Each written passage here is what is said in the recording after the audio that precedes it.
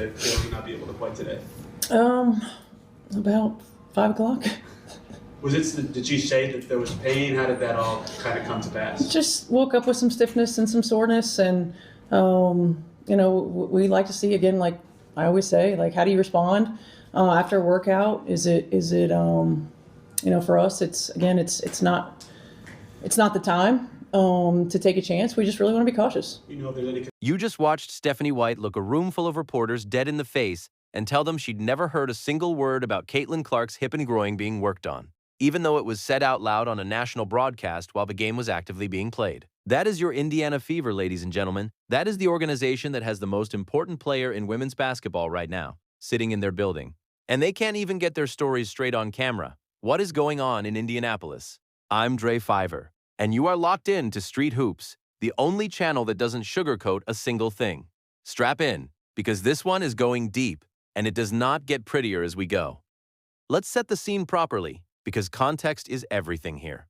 Caitlin Clark came into the 2026 WNBA season carrying a mountain of baggage on her back. Literally, not metaphorically, literally, on her back. As reported by Sports Illustrated, Clark was spotted wearing a back brace on the bench during the Fever's season-opening loss to the Dallas Wings.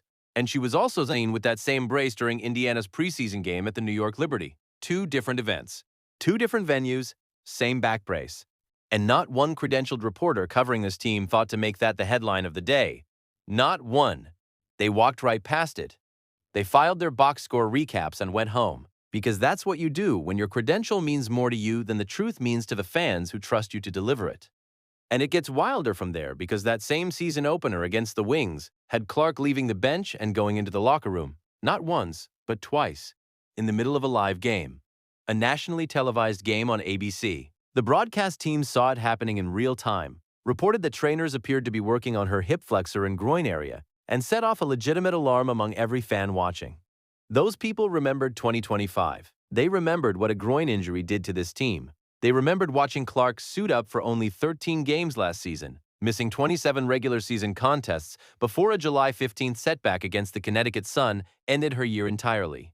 Of course, they panicked. They had every reason in the world to panic.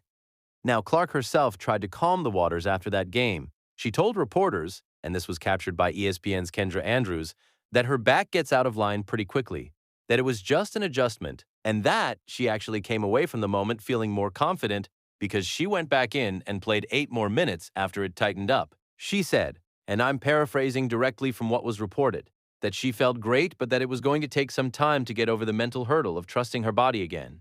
And Dre Fiver respects that. That's an honest, human answer from a competitor who has been through the fire. There is nothing wrong with that statement.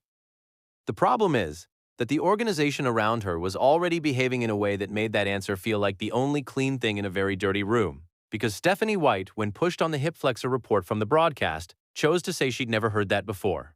Not, I can clarify what was actually happening. Not, we have the medical information and here's what's accurate. She went with dismissal. And then 2 weeks later, she'd turn around and describe Clark's locker room visits as something that was simply going to be ongoing and part of the body maintenance process for professional athletes. So which is it, coach? Is it something you've never heard of? Or is it a routine maintenance situation you fully expected would keep happening? Because you cannot have it both ways without people starting to ask questions. And the people started asking questions. Then came May 19th. The Indiana Fever posted their official status report for their upcoming game against the Portland Fire. The tweet was clean as a whistle. No injuries. That's all it said. No injuries. Full stop. Now, I want you to sit with that for a second, because the context surrounding that 2-word declaration is staggering. As reported by multiple outlets including Sports Illustrated and Front Office Sports, Fever head coach Stephanie White later confirmed, after the damage was done, that Caitlin Clark had not practiced with the team on Tuesday. She had skipped practice entirely to get treatment on her back and complete individual workouts on her own after the team session. She missed the practice, she was in the training room, she was dealing with her back.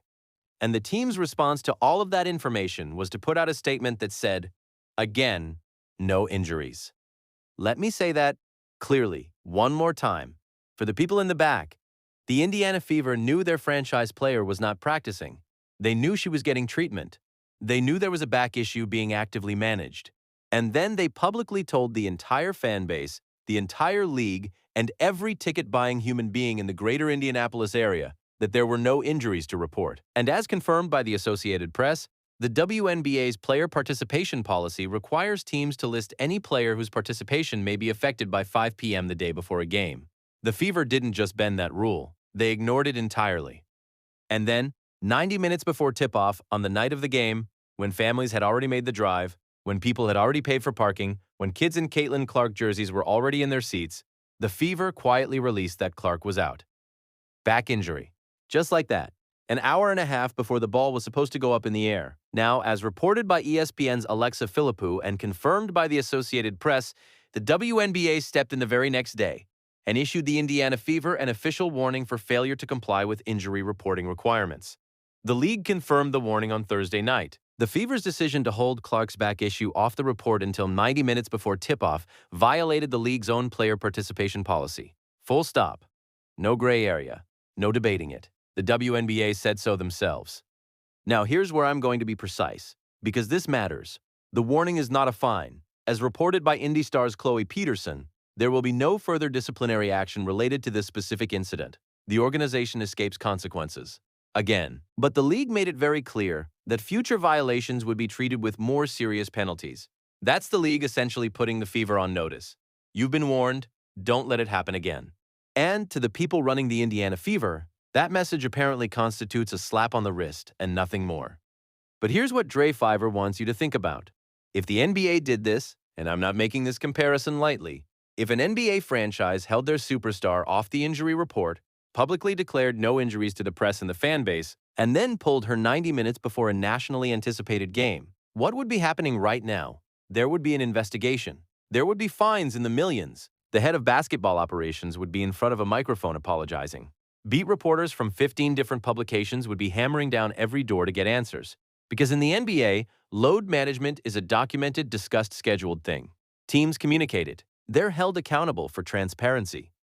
What the Fever did was the opposite of transparency. The Fever's own insider, Scott Agnes, described the decision to hold Clark out as part of the organization's strategic plan for the 2026 season, given that it was Indiana's 4th game in 8 days. And look, if that's the plan, say that, that's fine. Load management is a legitimate tool in professional sports. But you don't get to have a strategic plan that operates in the shadows and then act surprised when fans feel deceived. You don't get to call it strategic planning when it's convenient, and call it a last-minute injury when somebody starts asking questions. Now, there's a theory floating around in the fan community that I want to address directly because I've seen it trending and it deserves a fair hearing. Some people have speculated that this absence wasn't a back injury at all, that it was an under-the-table suspension, a quiet punishment from the organization related to reported friction between Clark and the coaching staff, including an alleged heated exchange involving Stephanie White. I've seen this framing in several corners of the internet, and while I understand why fans go there, especially given this organization's history of operating in opacity, here's my honest take on it. The logic doesn't hold up when you follow the timeline. If the Indiana Fever decided to suspend or discipline Caitlin Clark in secret, you would not have her missing practice on Tuesday under the guise of back treatment and then suspending her Wednesday. A punishment-based absence doesn't start with skip practice, get treatment. A punishment-based absence starts with practicing normally Monday and Tuesday and then removing her from the Wednesday roster to send a message. That's how you use practice attendance, as a compliance mechanism. What actually happened, Clark missing Tuesday's practice for treatment and then being held out Wednesday, is more consistent with a legitimate medical progression than a covert disciplinary action. And on top of that, as reported across multiple outlets, Clark's parents were present at the arena for the Portland game. If your daughter just got secretly punished by her employer, you don't make the drive to Indianapolis and sit in the seats. That is not a behavior pattern that fits a suspension narrative. I'm not carrying water for the Indiana Fever here. I am not. But I will not push a theory just because it's dramatic when the evidence doesn't support it. The evidence supports incompetent injury management, chronic miscommunication, and a pattern of organizational behavior that consistently leaves the people who love this team, the fans, the ticket buyers, the people in the Clark jerseys, as the last to know. And while we're talking about the pattern, let's go all the way back. Because this is not new. This organization has been doing this for multiple seasons now. As reported by Sports Illustrated, Clark entered the 2025 season dealing with back issues in training camp and was ultimately limited to just 13 games that year due to a cascade of soft tissue injuries. Left quad strain in May, left groin injury in June. Another groin setback on July 15th against the Connecticut Sun that ended her season entirely. She did not play a single game after that July date. And the thing that makes this relevant to today's conversation is that throughout that 2025 nightmare, the media coverage, specifically the reporters with credentials to Fever practices and facilities, was consistently behind the story. The back brace that Clark was visibly wearing in 2026 preseason games, she was wearing it in front of reporters. And as the source transcript for this piece correctly pointed out, those same credentialed reporters were filing pieces about Monique Billings being at practice. They were noting when Lexi Hull was stretching. They were tracking every movement of every role player in that building. But Caitlin Clark's back brace went unreported.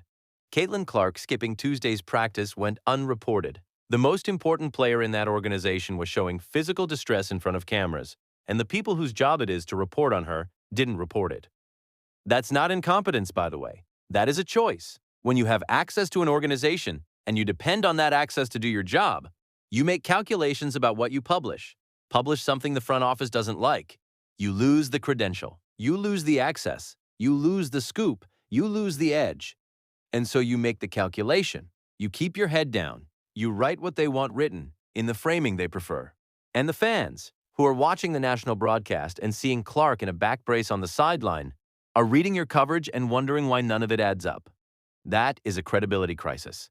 Not for Caitlin Clark, for the reporters covering her. So where does this leave us right now? As of May 22nd, 2026, Caitlin Clark is listed as probable for the Fever's home game against the Golden State Valkyries, according to the injury report filed Thursday. The league has issued its warning. The Fever has been put on notice. Clark, who was averaging a team-leading 24.3 points and 9 assists per game through Indiana's first 4 contests of the 2026 season, has not missed a game since returning from her catastrophic 2025 campaign. Until Wednesday. And the back issue that caused this latest absence? It was clearly there from the very first game of the year. It was clearly there in the preseason. It has been managed in the training room, managed on the bench with a brace, managed with locker room visits during live games. And it finally caught up to the point where the team couldn't put her out there on a Wednesday night with 4 games in 8 days already in her legs. Now, I want to be fair about one thing. Protecting Caitlin Clark from her own competitive drive is not inherently a bad organizational decision. She has been through the ringer physically. She said herself after the season opener that she's still working to get past the mental hurdle of trusting her body. An athlete coming off a season-ending injury who has been dealing with a back issue since camp has legitimate reasons to sit out Game 4 of 8 days. That's medical reality. I have no problem with the decision itself. My problem, and this is where Dre Fiver is not going to let the Indiana Fever slide, is the way it was handled. The tweet that said no injuries. The lack of any injury designation. Not probable, not questionable, not game time decision. Just silence. Just a clean report. Just the fans driving to the arena assuming their ticket was going to be honored the way it was purchased. And then 90 minutes before tip-off, the rug getting pulled. That is not a medical communications protocol. That is chaos. That is an organization that either doesn't have the internal structure to communicate properly or has the structure and chooses not to use it when the news is inconvenient. The Indiana Fever have been warned. The WNBA has made its position official. And Caitlin Clark, who has done nothing in this situation except show up, compete, and be honest with reporters about what her body is dealing with, is sitting in the middle of it all. Probably going to be back on that court Friday night in front of another full house, carrying this franchise on her 24-year-old back, quite literally, while the people around her repeatedly create situations that put her in the center of controversy she didn't ask for. Last year, it was 27 missed games. Last year, it was a season that ended on July 15th in Boston and didn't come back. This year, it's 4 games in 8 days and a back that's been screaming since before the regular season started. And the organization's response to all of it both years has been reactive, slow, opaque, driven by whatever version of the story is least embarrassing in the moment, rather than what is most useful for the fans who pay the bills. The Indiana Fever will not acknowledge how badly they have mismanaged the communications around their franchise player. They will not acknowledge that the reporters in that building have let fans down by chasing credentials instead of stories. They will not acknowledge that a tweet saying, "no injuries," posted while their star was skipping practice and sitting in the training room, was a failure. They'll call it strategic, they'll call it process. They'll say the back tightened up overnight and there was nothing they could do.